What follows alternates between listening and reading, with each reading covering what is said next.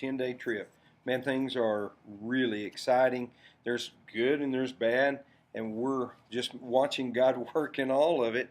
I'd like to just start this evening with a report on the central route where we're new in serving hydration.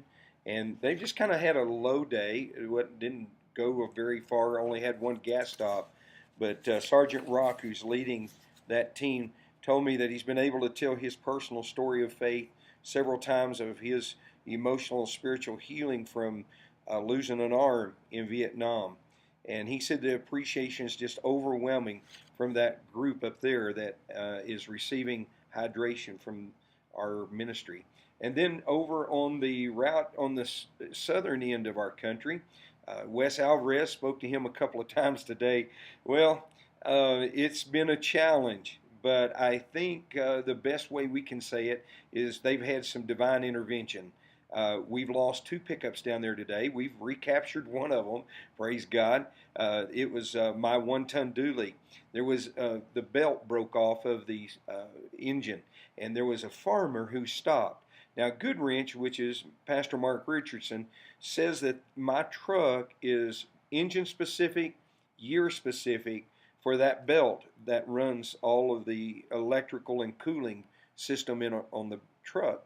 And this farmer pulls up, and he had the exact belt that we needed on his truck.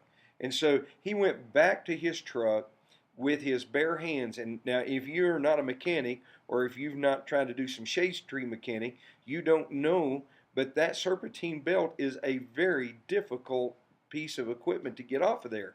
And he, by bare hand, took off the serpentine belt off of his truck, walked up to our truck, and barehandedly put it on while pinching off some hoses that had to be restricted when he was putting it on there.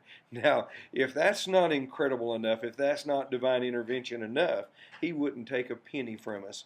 So in the midst of all of the darkness, in the midst of all of the pain, God has shown up. Now, we did borrow a truck, and it bit the dirt, so we're sorry about that, and we had to leave it in Wilcox, Arizona, and we're going to try to figure out what to do with it when I get back and deal with how to get it back to the owner. So we've had some difficulties, but God is just showing up, and Wes Alvarez told me to tell everyone Jesus knew what he was talking about. Relationships work. He just started telling of different individuals that come up and share with him how individually he had contributed to their life and how Mission M25 had impacted their life, and they call him pastor. And then up here on the recon route, it's terrible to say, but we just having a great ride. I mean, it's not work, it's a joy.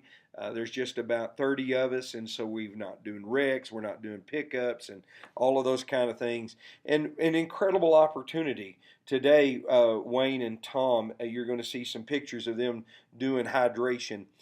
They've just gone over and over on the run how much they appreciate us. And then Tom and Wayne, who are driving the chase vehicle and the hydration, was given the privilege of laying a wreath in Grants, New Mexico.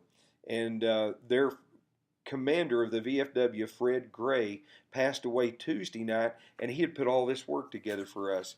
And then I was asked to lead a prayer for comfort over the people. So God's just blessing and using us, and we're honored.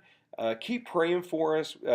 We're going to hit hot weather on recon tomorrow. Those guys down south have been living in the desert, man. It's tough. So, and the guys on the Central Route are just having a fairly good ride. But please keep us in your prayers for safety, fruit, that God will bless our efforts, and that we can touch a lot of people. Thank you for all of your support and for following us.